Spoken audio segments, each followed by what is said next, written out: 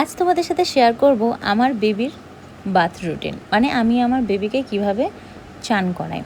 তো ওকে প্রত্যেক দিন আমি চেষ্টা করি তেল মাখিয়ে স্নান করানোর। আর প্রত্যেক দিন কিন্তু জল দিয়ে স্নান করাই না, মানে তেল মাখিয়ে একটা সফট কাপড় দিয়ে ওকে স্পঞ্জ বাথ করাই। কারণ কি যতই হোক অনেকটা ছোট, ডেলি এতটা জল দিয়ে স্নান করালে হয়তো ওর ঠান্ডা লেগে যেতে পারে।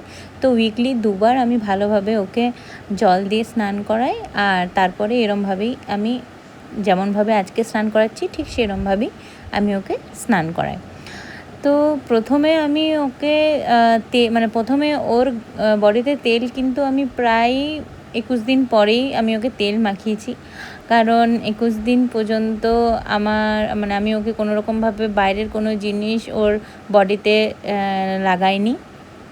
তো আমি প্রথমে হিমালয়া তেলটা ইউজ করছিলাম। তারপর যখন ডাক্তার দেখাতে গিয়েছিলাম তখন ডাক্তার আমাকে এই তেলটা রিকমেন্ড করেছিল, ভিরকোকোর কোকোনাট ওয়েলটা। বললো নাকি এটা ময়শ্চারাইজ করে বা ওদের স্কিনটাকে প্রোটেক্ট করে। আর আমি যখন ওকে তেল ম্যাসাজ করি তখন কিন্তু আমি ওর নাভির চারিদিকে ক্লকওয়াইজ ঘুরিয়ে দিই আর সাইকেলিংয়ের ম্যাসাজটাও করে দিই, যাতে ওর কলিক পেন না হয়। ও কিন্তু ইদানিং কলিক পেনের জন্য একটু ভালোই কষ্ট পাচ্ছে। আর তারপর তোমরা দেখতেই পাচ্ছ আমি একটা সফট সুতির কাপড় নিয়েছি। আর ওর জন্য যে জলটা নিই সেটা হচ্ছে একদম মানে রুম টেম্পারেচারে থাকা জল, একদমই গরম নয় আর একদমই ঠান্ডা নয়। তো আর ও না তেল মাখার সময় একদমই চিৎকার চেঁচামেচি করে না, খুব ভালোভাবে তেল মাখাটা এনজয় করে। কিন্তু ওর বডিতে যখনই আমি কোনো ঠান্ডা জিনিস টাচ করাই বা মানে ওকে যখন জল দিই বা জল টাচ পাই তখন কিন্তু ও খুব চিৎকার চেঁচামেচি শুরু করে। আর এখানে ওর আগের দিনের যে আমি কাজলের টিপ দিয়েছিলাম তো সেটা ওকে কিন্তু আমি কোনোরকমভাবে কষ্ট দিই না। আমি একদম ক্রিম দিয়ে প্রথমে ওটাকে আস্তে আস্তে আস্তে আস্তে করে তুলে দিই, তারপরে হালকা ওই কাপড়টা দিয়ে একটু মুছে দিলেই কিন্তু পুরো ক্লিন হয়ে যায়। এই টেকনিকটা কিন্তু খুব সুন্দর, এটা আমি আমার কাকিমার কাছ থেকে শিখেছি। প্রথম দিন আমি কিন্তু ওকে মানে অন্যভাবে তুলতে চেষ্টা করেছিলাম, তো তাতে আমার বেবি খুব কাঁদছিল।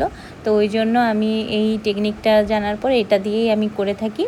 তারপর ওকে ড্রেস আপ করালাম। আর সবচেয়ে যেটা আমার কঠিন কাজ থাকে সেটা হচ্ছে ওকে স্নান করার পর আবার ওই টিপ দেওয়া। তোমরা দেখতেই পাচ্ছ ওর সাথে আমাকে কতটা স্ট্রাগল করতে হয়।